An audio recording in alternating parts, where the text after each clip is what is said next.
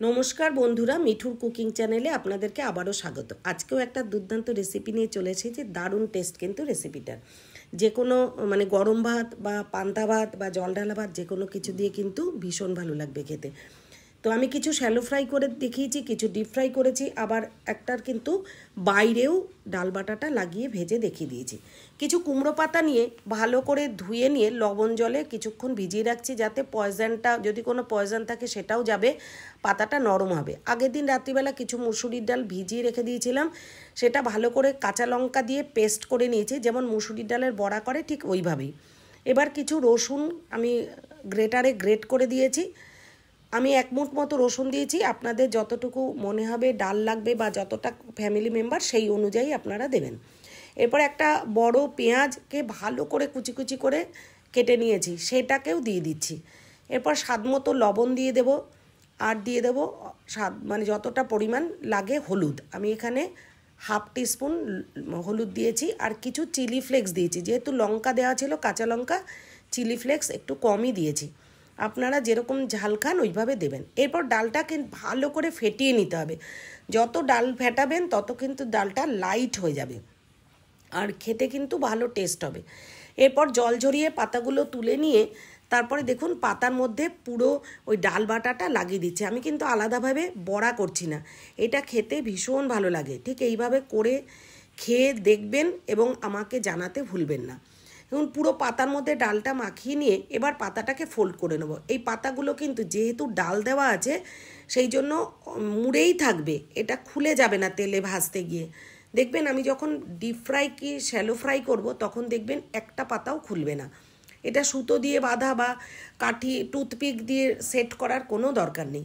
ঠিক এইভাবে করে রাখলেই কিন্তু হয়ে যাবে। দেখুন প্রত্যেকটা পাতার মধ্যে আমি এইভাবে মুসুরির ডাল মাখিয়ে মাখিয়ে ফোল্ড করে নিচ্ছি। তো আমার চ্যানেলটা এখনও পর্যন্ত যারা সাবস্ক্রাইব করেননি তারা সাবস্ক্রাইব করে বেল আইকনটা প্রেস করে আমার পাশে থাকতে ভুলবেন না, কারণ আমি মোটিভেশন পাবো নতুন নতুন ভিডিও আপলোড করবার জন্য। তো প্রত্যেকটা পাতা আমার ফোল্ড করা হয়ে গেছে, দেখুন কি সুন্দর ফোল্ড করে নিয়েছি। এরপর একটা তাওয়া গ্যাসের মধ্যে বসিয়ে অল্প তেল দিয়ে গরম করে নিয়েছি। নিয়ে অল্প কিছু 4 পিসই আমি দিয়েছি শ্যালো ফ্রাই করে দেখানোর জন্য। যারা হেলথ কনসাস ডিপ ফ্রাইড কিছু খান না তাদের জন্য এটা করে আমি দেখিয়েছি। তো এরকম তাওয়াতে অল্প অল্প করে, গ্যাস কিন্তু এই সময় লো টু মিডিয়াম এর মধ্যেই রাখতে হবে। ঠিক এইভাবে শ্যালো ফ্রাই করে পাতাগুলো তুলে নেবেন। আর দেখাবো ডিপ ফ্রাইড। এবারে গ্যাসের মধ্যে একটা কড়াই বসিয়ে তেল গরম করে তার মধ্যে দেখুন একদম সেই তেলে ডুবিয়ে বলে না ভাজা, ঠিক এইভাবে করেও ভাজতে পারেন, এটাও কিন্তু খেতে দুর্দান্ত হয়। তো এইভাবে করে এক এক করে ভেজে আমি তুলে নিয়েছি।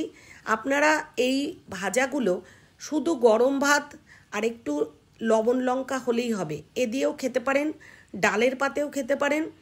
আবার এই গরমে পান্তা ভাত বা গরম ভাতে জল ঢেলে অনেকে খান শরীরটা ঠান্ডা রাখার জন্য, তো সেইভাবেও খেতে পারেন। এতে সাথে পান্তা ভাত বা জল ঢালা ভাত যাই বলুন না কেন, পাতের সাথে যদি এই ভাজাটা পান তাহলে কিন্তু মন, শরীর, পেট সমস্ত ঠান্ডা হয়ে যাবে, ভীষণ ভালো লাগবে খেতে। আর আমার কথাটা বিশ্বাস করে আমার রেসিপিটা ঠিক এইভাবে দেখে যারা এখনও করেননি করে খেয়ে দেখবেন, ভীষণই ভালো লাগবে। যারা এখনও পর্যন্ত সাবস্ক্রাইব করেছেন বা আমার পাশে আছেন তাদেরকে অসংখ্য অসংখ্য ধন্যবাদ। তো যারা এখনও আমার সাথে জড়েননি তারা সাবস্ক্রাইব করে আমার পাশে থাকতে ভুলবেন না।